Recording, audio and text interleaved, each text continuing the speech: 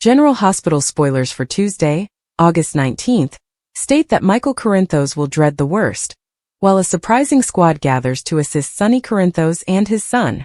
Lucas Jones will also try to save Maxie Jones. So here's what GH fans should expect. Michael recognizes that allowing Drew Kane to provoke him into delivering a strike to his rival's face was a mistake. Drew may now have Michael arrested, jeopardizing his custody win. Michael will meet with Sonny and Diane Miller to determine what legal actions he can take. Diane will make it plain that the situation is serious, so Michael will be concerned about what he stands to lose. However, good news is on the way, as ADA Justine Turner plans to pitch Anna Devane. Justine is essentially Team Sonny, now that she has seen the merciless Drew in action, and she will want to team up with Anna against Drew. Anna will briefly worry that Justine is trapping her, but she will later realize they are on the same page. Neither of them wants Drew to win in this predicament, therefore ADA Turner and Anna will work together to stop him. Despite Drew's proclamation about being a crime victim, he will become enraged in the following episodes. Drew will inevitably have a temper tantrum when things don't go as planned. Nina Reeves and Carly Spencer will be reunited in the Metro Court pool. Carly and Nina are about to face a major showdown. Carly will press Nina to accept responsibility for Willow Tate's current situation. Willow could have ended their romance sooner if Nina had been open about her passionate encounters with Drew from the beginning. Carly's statements will be partially true, but Nina will still react strongly. Fireworks are almost always present when Nina and Carly are together. Paramedics will respond to the home and heart studio. Maxie will be brought to GH right away, and Lucas will be in charge of her care when she arrives. Maxie will be in grave position after what appears to be a tainted face cream incident, but Lucas will battle hard for her life. In Dalmatia, Jason Morgan will question Britt Westbourne about how she is still alive. Britt survived Heather Weber's poisoned hook, so Jason will be interested in hearing her story. In Vaughn and Jocelyn Jack's room, they will shake off the emotional moment they just shared and focus on the task at hand. Britt could hold the key to unearthing some extremely revealing Professor Henry Hank Dalton project updates, so Jocelyn will be determined to question her.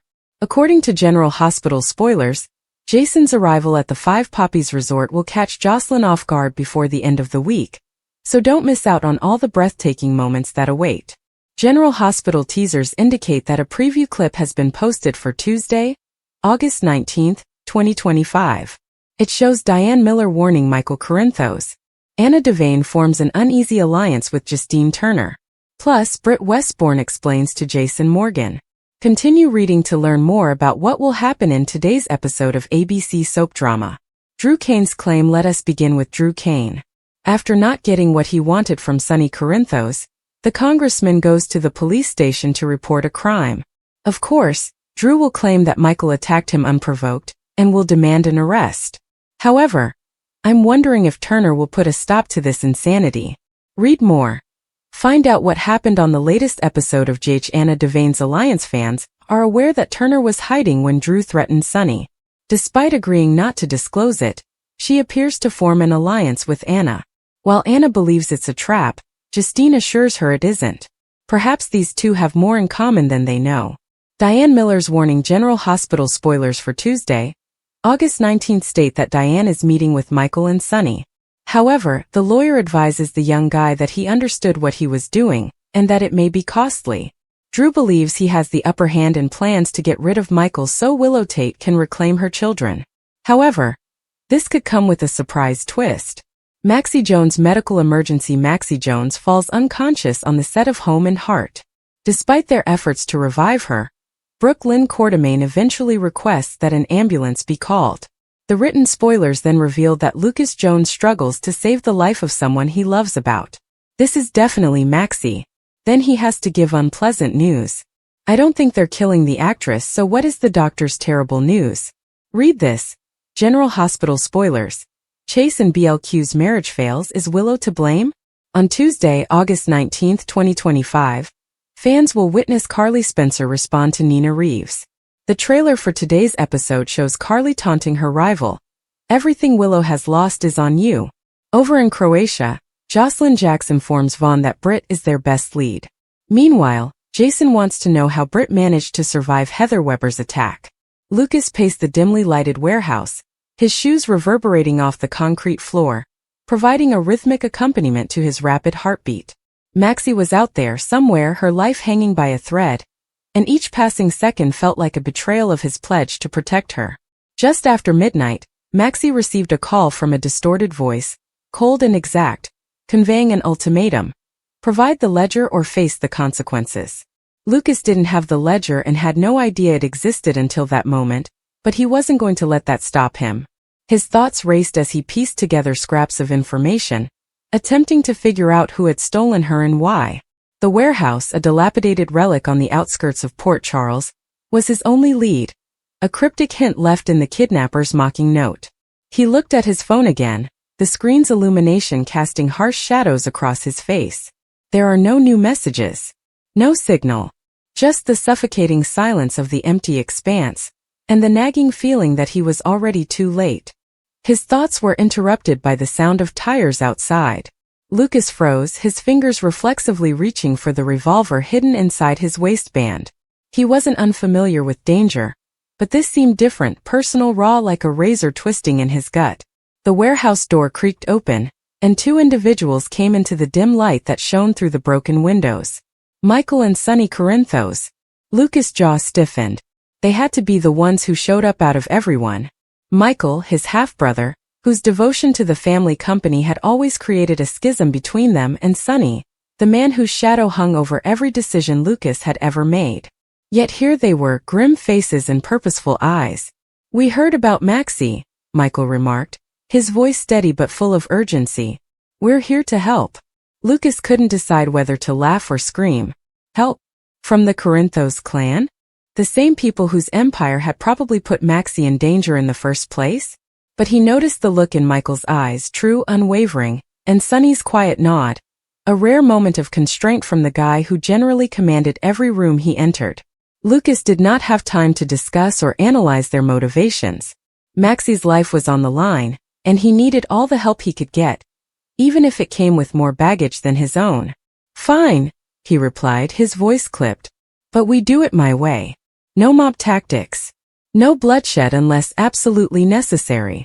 Sonny lifted an eyebrow, a chuckle passing his lips before settling back into stone. "You're in charge, Lucas." Michael gave his father a cautionary glance before turning to Lucas. "What do we know?" Lucas described the phone call, the mention of the ledger, and the warehouse. Michael's mind was already working, piecing together possibilities despite the limited information he had at his disposal. "The ledger," Michael said, "could be related to the waterfront agreements. There's been talk about missing records and accounts that don't add up." Sonny nodded, his expression hardening. "If it's the waterfront, it points to the syndicate. They've been vying for control of the docks for months." Lucas felt a shiver run down his spine. The syndicate was more than simply a local gang. It was a network of merciless operators that left no loose ends. If they had Maxie, the time was much shorter than he had anticipated. "Then we move," Lucas stated, his voice sharpening. "We found her. Now." The three guys exchanged glances, an unspoken accord forming despite the hostility between them. They were an unusual team: Lucas, the doctor who'd sworn to save lives, not take them; Michael, the heir to a criminal empire attempting to forge his own path; and Sonny, the kingpin whose name alone could open doors or spark war. Maxie, on the other hand, was willing to lay aside their issues for the night. The warehouse was a tangle of rusting machinery and hidden nooks, but Lucas led the way, his torch shining through the darkness. Every squeak in the floorboards and distant drop of water made him nervous. He couldn't ignore the sight of Maxie, her bright grin dulled by fear, her sharp wit muffled by whatever agony she was going through. He'd loved her once, not in the same way she'd loved Spinelli, but in a way that made her family, and her worth fighting for. He refused to lose her. "Not like this." Michael's voice interrupted the silence. "Over here." He crouched by a stack of crates, pointing to a recent scuff mark on the floor that seemed out of place in the dusty warehouse. Lucas joined him, his heartbeat quickened. The symbol led to a trapdoor, which was barely visible beneath a pile of rubble. Sonny didn't hesitate, throwing the containers aside with force that belied his age. The trapdoor creaked open, revealing a small stairway that led into darkness. Lucas' gut churned, but he did not stop. He took the first step, gun in hand, and Michael and Sunny followed closely behind. The air below was wet, reeking of mildew and something metallic, possibly blood. Lucas' heart hammered as they descended, the faint beam of his flashlight barely visible to guide them. The tunnel continued to twist and spin, eventually opening into a small chamber. And there she was, Maxie, tied to a chair, her face pallid, her eyes wide with dread and defiance. A man was alongside her, his face concealed by a ski mask and a revolver pushed against her temple. "You're late," the man murmured, his voice muffled but unsettlingly familiar. Lucas tightened his grasp on the revolver, but Sunny's hand on his shoulder prevented him from elevating it. "Easy," Sunny said, his voice low but forceful. "Let's talk first." The man in the mask smiled, his voice chilly and hollow. "Talk? Do you think this is a negotiation, Corinthos?" "You've got nothing I want except that ledger," Lucas said, his mind racing. The ledger is brought up again. Whatever it was, it had the key to everything. But he didn't have it and wasn't going to let that stop him. Michael took a step forward, raising his hands and speaking calmly but firmly. "We do not have the ledger. But we can have it. Tell us what it is and who you work for and we'll make a deal." The man's eyes narrowed, and his grip on the rifle tightened. Maxie flinched, and Lucas' resolve wavered briefly before hardening again. "No deals," the man snapped. "You think I am stupid? I know who you are. Sunny Corinthos does not make deals, he creates bodies." Sunny's lips curled into a menacing smirk. "You'd be surprised what I'm willing to do for family." The phrase hung in the air, loaded with significance. Lucas looked at Sunny, then at Michael, and realized for the first time that they were not foes or rivals, but men who knew what was at stake. Maxie was more than just his fight. She was also theirs. The standoff dragged on and seconds felt like hours. Lucas's thoughts raced, looking for an opening, a means to get Maxie out alive. The man's focus was divided, and his gun swayed slightly as he argued with Sunny. It was now or never. Lucas caught Michael's eye, and a silent communication passed between them. Michael nodded almost imperceptibly, and Lucas knew they were in harmony. He surged forward, tackling the man to the ground while the gun skidded across the floor. Maxie shouted, but Michael had already cut her free from the ropes. Sunny moved quickly, defying his reputation as a measured strategy, pinning the man down while Lucas rushed to his feet. During the battle, the mask slipped off, revealing a face Lucas did not recognize, but Sunny definitely did. "You," Sunny hissed, his voice full of hatred. "You're working for the syndicate," the man snarled, unapologetic. "You are finished, Corinthos." Lucas couldn't care less about the syndicate, the ledger, or the power plays that had brought them together. All he cared about was Maxie, who was now quivering in Michael's arms, her gaze fixed on him. "Lucas," she said softly, her voice breaking, "you came for me." He crossed the room in 2 steps, grabbing her in a furious embrace. "Always," he said, his voice full of emotion. "I'll always come for you." But the conflict wasn't over. The sound of footfall resonated along the tunnel, and more men approached, their voices crisp with intent.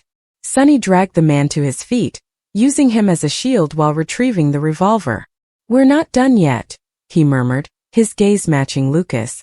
"Are you ready for this?" Lucas nodded, his resolve unwavering. He didn't trust Sunny or Michael completely, but at this point, they were all working toward the same goal: getting Maxie out alive. The tunnel erupted in mayhem as the syndicate's men flooded in with guns drawn. Lucas sheltered Maxie, using his body to keep her safe from the danger. Michael and Sunny fought with precision that belied their years of experience in the game. Their motions synced despite their long-standing feud.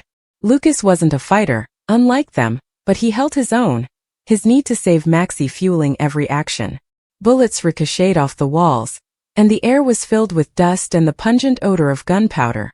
Among the tumult, Lucas noticed an exit, a narrow passage branching off from the chamber. He grabbed Maxie's hand and drew her towards it. "Go!"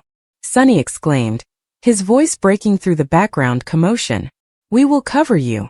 Lucas hesitated, his instinct to stay and fight clashing with his need to get Maxie to safety. However, Michael's firm and unflinching nod sealed the deal for him. "We've got this," Michael replied. "Get her out." Lucas turned away. He fled, Maxie's hand clutched securely in his, the noises of the conflict receding behind them. The hallway was dark, the walls were closing in. Yet he pressed forward, driven solely by the desire to keep her safe. They exited into the cool night air, the warehouse shadowing them like a ghost. Maxie was shivering and breathing in frantic gasps, but she was alive. Lucas drew her close, his breath unsteady and his heart still racing. They were not yet safe.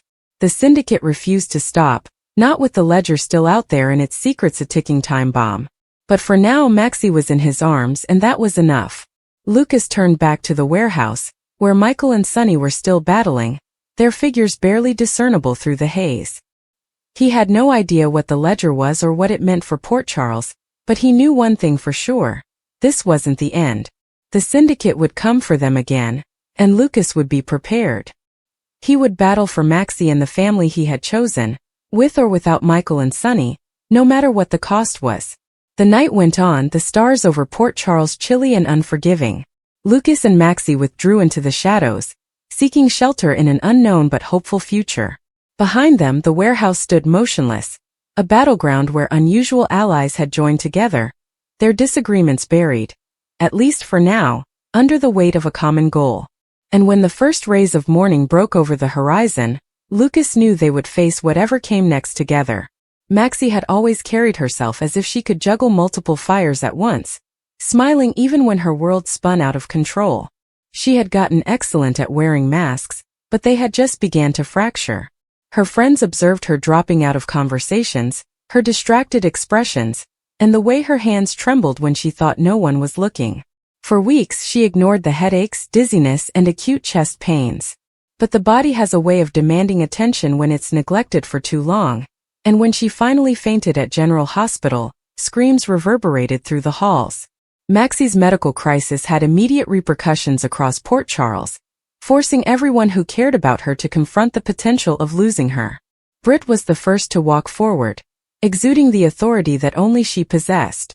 She'd witnessed enough medical mysteries in her profession to know that patients like Maxie frequently downplayed their symptoms until the crisis became unavoidable. Standing at the edge of Maxie's hospital bed, Britt explained what was going on with a calm confidence that concealed her own sense of alarm. She informed them that Maxie had been disregarding warning signs, that tests were required urgently, and that no one could estimate how serious the issue was until the findings were received. Maxie's closest friends and family were devastated by the news. Felicia held Anna's hand for support. Spinelli stepped outside the door, reciting mathematics under his breath and attempting to contain his terror. Michael stood quietly in the corner, jaw tense and eyes fixed on Maxie. He was not her biological family, but Maxie had been a part of his extended circle for many years. Her vulnerability spoke to him since he had been struggling with the weight of his own decisions, and her collapse appeared to force him to reevaluate his own life. He had been playing a risky game with loyalty, trust, and familial relationships. And in that moment he wondered if this was the price he was about to pay, not just witnessing Maxie's agony, but also realizing that the universe has a way of requiring sacrifices when you least expect them. Michael had been balancing his responsibilities to his family and his own objectives. He wanted nothing more than to protect Willow and their children, but protection in Port Charles was always expensive.